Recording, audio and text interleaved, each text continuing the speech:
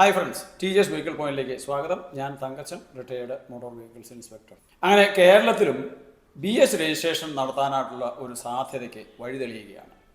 വളരെ നാളായിട്ട് കേരളത്തിലെ വാഹന ഉടമകൾ ആവശ്യപ്പെട്ടുകൊണ്ടിരുന്ന ഒരു കാര്യമാണ്. 2021 ഈ പദ്ധതി ministry of road transport and highways കേന്ദ്ര സർക്കാർ കൊണ്ടുവരുന്നത്. പല സംസ്ഥാനങ്ങളും അത് അന്നേ തന്നെ നടപ്പിൽ വരുത്തി. എന്നാൽ നമ്മുടെ ഈ കേരളത്തിൽ അത് നടപ്പാക്കാതിരിക്കാനായിട്ടുള്ള മുഖ്യ കാരണം ഈ റോഡ് ടാക്സിലുള്ള വലിയ ഒരു അന്തരമായിരുന്നു. ഇപ്പോൾ കേരളത്തിൽ രജിസ്റ്റർ ചെയ്യുന്ന എല്ലാ വാഹനങ്ങൾക്കും ഈ BH രജിസ്ട്രേഷൻ്റെ ആനുകൂല്യം ലഭിക്കില്ല. ഇപ്പോൾ central government employees, state government employees, public sector അണ്ടർടേക്കിങ്ങിൽ ജോലി ചെയ്യുന്ന ഉദ്യോഗസ്ഥർ, അല്ലെങ്കിൽ ഇനി പ്രൈവറ്റ് സെക്ടറിലാണെന്നുണ്ടെങ്കിൽ 4 അതിലധികമോ സംസ്ഥാനങ്ങളിൽ ബ്രാഞ്ചുകളുള്ള ഓഫീസുകൾ, ഇപ്പോൾ നമുക്ക് ബാങ്കുകൾ ആകാം, അല്ലെങ്കിൽ ഇപ്പോൾ ജിയോയുടെ ഓഫീസാകാം, അദാനിയുടെ ഓഫീസുകളൊക്കെ ആകാം. ഇങ്ങനെയുള്ള ഈ പ്രൈവറ്റ് കമ്പനികൾക്ക് 4ൽ കൂടുതൽ സംസ്ഥാനങ്ങളിൽ ഓഫീസുകൾ ഉണ്ടെങ്കിൽ അതിലെ എംപ്ലോയീസിനും ഈ BH രജിസ്ട്രേഷൻ അങ്ങനെ രീതിയിൽ വാഹനങ്ങൾ രജിസ്റ്റർ ചെയ്യാനായിട്ടുള്ള ഒരു സംവിധാനമാണ് നിലവിലുള്ളത്. എന്നാൽ നമ്മുടെ സംസ്ഥാന സർക്കാർ ഇന്നേ വരെ അത് നടപ്പിലാക്കിയിരുന്നില്ല. ഇത് സംബന്ധിച്ച് ധാരാളം ഹർജികൾ ബഹുമാനപ്പെട്ട ഹൈക്കോടതിയിൽ വരികയും അതിൻ്റെ അടിസ്ഥാനത്തിൽ ഈ കഴിഞ്ഞ ദിവസം ബഹുമാനപ്പെട്ട ജസ്റ്റിസ് DK സിംഗ് അവറുകൾ വളരെ സുപ്രധാനമായിട്ടുള്ള ഒരു വിധി ഈ കഴിഞ്ഞ ദിവസം പുറപ്പെടുവിക്കുകയുണ്ടായി. ബഹുമാനപ്പെട്ട ഹൈക്കോടതിയുടെ ഈ വിധി നമ്മുടെ സംസ്ഥാന സർക്കാർ ഈ റോഡ് ടാക്സ് വിഷയത്തിൽ ഉന്നയിച്ചിട്ടുള്ള ആശങ്കകൾ പരിഹരിക്കുന്ന രീതിയിലാണ് വന്നിട്ടുള്ളത്. ഇപ്പോൾ ഈ BH രജിസ്ട്രേഷൻ്റെ റോഡ് ടാക്സ് സ്ലാബ് എന്ന് പറയുന്നത് 10 ലക്ഷം രൂപ വരെ പർച്ചേസ് വാല്യൂ ഉള്ള വാഹനങ്ങൾക്ക് 8% റോഡ് ടാക്സ്, 10 ലക്ഷത്തിനും 20 ലക്ഷത്തിനും ഇടയിൽ പർച്ചേസ് വാല്യൂ ഉള്ള വാഹനങ്ങൾക്ക് 10% റോഡ് ടാക്സ്, 20 ലക്ഷത്തിന് മുകളിലാണെന്നുണ്ടെങ്കിൽ 12% റോഡ് ടാക്സ്.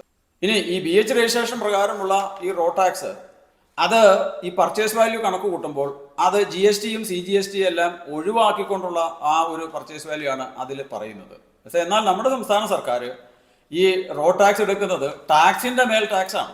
അതായത് GSTയും CGSTയും ഉൾപ്പെടെ ഏതെല്ലാം തരത്തിൽ ടാക്സ് സർക്കാർ ഏർപ്പെടുത്തിയിട്ടുണ്ടോ, സെസ് ഏർപ്പെടുത്തിയിട്ടുണ്ടോ, ഇങ്ങനെ വരുന്ന ആ തുക അതാണ് ഒരു വാഹനത്തിൻ്റെ പർച്ചേസ് വാല്യൂ ആയിട്ട് കണക്ക് കൂട്ടുന്നത്. അതിൻ്റെ മുകളിലാണ് ഈ ടാക്സ് റേറ്റ് വന്നിട്ടുള്ളത്. അതായത് 5 ലക്ഷം രൂപ വരെയുള്ള കാറുകൾക്ക് 9%, 5നും 10നും ഇടയ്ക്ക് വിലയുള്ള വാഹനങ്ങൾക്ക് അത് 13%, 10നും 15നും ഇടയ്ക്ക് വിലയുള്ള വാഹനങ്ങൾക്കാണെന്നുണ്ടെങ്കിൽ അത് 15%, പിന്നീട് 15നും 20നും ഇടയ്ക്ക് അത് 17%, 20 ലക്ഷത്തിന് മുകളിൽ വിലയുള്ള വാഹനങ്ങൾക്കെല്ലാം 22% ടാക്സ്. അപ്പോൾ ഏതായാലും ബഹുമാനപ്പെട്ട ഹൈക്കോടതി പറഞ്ഞിരിക്കുന്നത് ഈ ടാക്സ് വിഷയം എന്ന് പറയുന്നത് സെൻട്രൽ ഗവൺമെന്റിന് തീരുമാനിക്കാൻ പറ്റുന്ന ഒരു കാര്യമല്ല.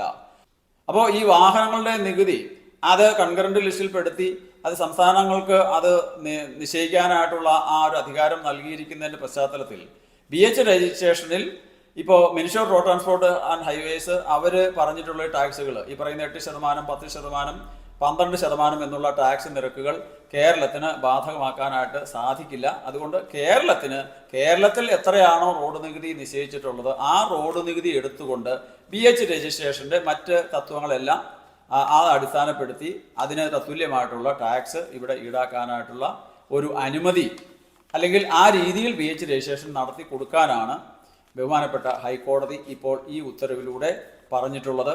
ഇപ്പോൾ ministry of road transport and highways നിശ്ചയിച്ചിട്ടുള്ള റോഡ് ടാക്സ് എന്ന് പറയുന്നത് അത് ഈ പറയുന്ന GST, CGST എല്ലാം ഒഴിവാക്കിയിട്ടുള്ള റേറ്റിലാണ്.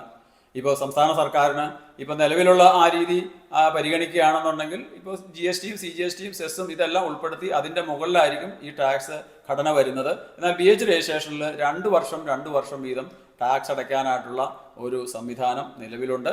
അപ്പോൾ അങ്ങനെ ഇപ്പോൾ കേരള സർക്കാർ ഈ BH രജിസ്ട്രേഷൻ നടപ്പിൽ വരുത്തുമ്പോൾ അതിൻ്റെ ടാക്സ് ഘടന അത് എന്താണെന്ന് അത് നോട്ടിഫൈ ചെയ്തുകൊണ്ട് അതിനുശേഷമായിരിക്കും ഇപ്പോൾ ഈ BH രജിസ്ട്രേഷൻ നടപ്പിൽ വരിക എന്നാണ് നമുക്ക് പറയാനായിട്ട് സാധിക്കുക.